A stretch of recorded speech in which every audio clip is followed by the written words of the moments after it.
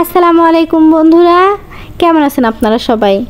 আজকে আমি নিয়ে এসেছি আপনাদের মাঝে একদম জিভে জল আসার মতো একটা রেসিপি, আম ভর্তা, কাঁচা আমের ভর্তা।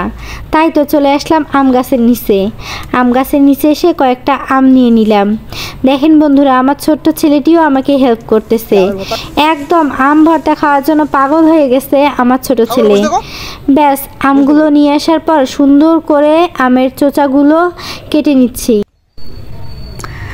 আমের চোচাটা পরিষ্কার হয়ে গেলে আমি সুন্দর করে আমটা ধুয়ে নিব পরিষ্কার পানি দিয়ে আমটা ধুয়ে নেওয়ার পর একটা ছালাদ কাটা দিয়ে আমি সুন্দর করে কুচি কুচি করে কেটে নিব আমটা। দেখেন বন্ধুরা, কত সুন্দর কুচি কুচি হয়ে যাচ্ছে। আর এরকম না হলে কি আর আম ভর্তার টেস্ট আছে? বন্ধুরা, আম কুচি কুচি করতে মনে পড়লো যে আমের মধ্যে তো একটু সরিষা বাটা দিতে হবে, তাই চলে গেলাম সরিষা বাটতে। দেখেন বন্ধুরা, আমি একটু কাঁচা সরিষা নিয়েছিলাম আম ভর্তায় দেওয়ার জন্য। ব্যাস, একটু কাঁচা সরিষা বেটে নিলাম। এর মধ্যেই দেখেন বন্ধুরা, আমার বড় ছেলে আমাকে হেল্প করতেছে আমার আম কাটতে। ব্যাস, ওরা সবাই আম ভর্তা খাওয়ার জন্য একদম পাগল হয়ে গেছে, ছেলের বাবা, ছেলেরা সবাই।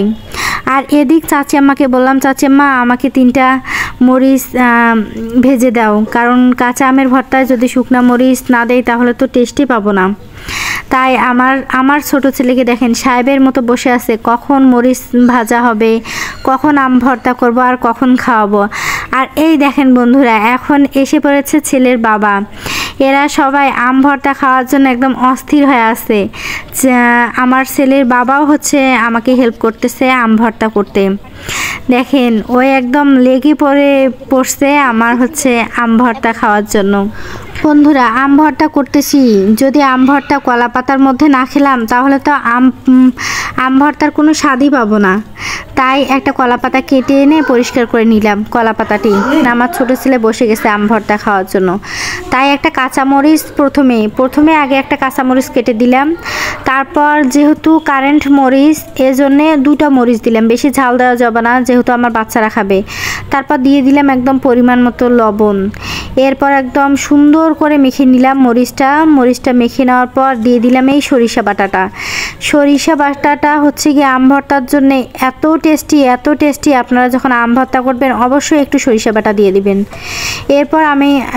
এরপর আমি দিয়ে দিলাম আমের কুচিগুলো দেওয়া শেষ হয়ে গেলে আমি গিয়ে আমের কুচিগুলো কেটে নেওয়া হয়ে গেল। এখন দিয়ে দিলাম পরিমাণ মতো চিনি। এখন দিয়ে দিলাম একদম মোস্ট ইম্পর্ট্যান্ট একটা জিনিস, সেটা হচ্ছে তেঁতুলের চাটনি। বন্ধুরা, আপনারা যখন আম ভর্তা করবেন অবশ্যই আমার মতো তেঁতুলের চাটনি দিবেন, তাহলে আম ভর্তাটা একদম ইয়ামি হয়ে যাবে। এরপর শেষ পর্যায়ে আমি দিয়ে দিলাম একদম খাঁটি সরিষার তেল। এখন দিয়ে একদম সুন্দর করে মাখায় নিব, কারণ আম ভর্তা কিন্তু মাখাতেও অনেক কিছু। যত সুন্দর মাখবেন তত টেস্ট বেশি হবে আম ভর্তার। আমি সুন্দর করে আম ভর্তাটা মেখে নিচ্ছি। আর এদিক আমার ছেলে বলতেছে আমাকে দাও। এদিক বড় ছেলে বলতেছে আমাকে দাও। আর এই তো আমি কলা পাতা রেডি করে ফেলছি, যেহেতু এরা খুব চিল্লাচ্ছে খাওয়ার জন্য, তাই সুন্দর করে কলা পাতা রেডি করে দিলাম।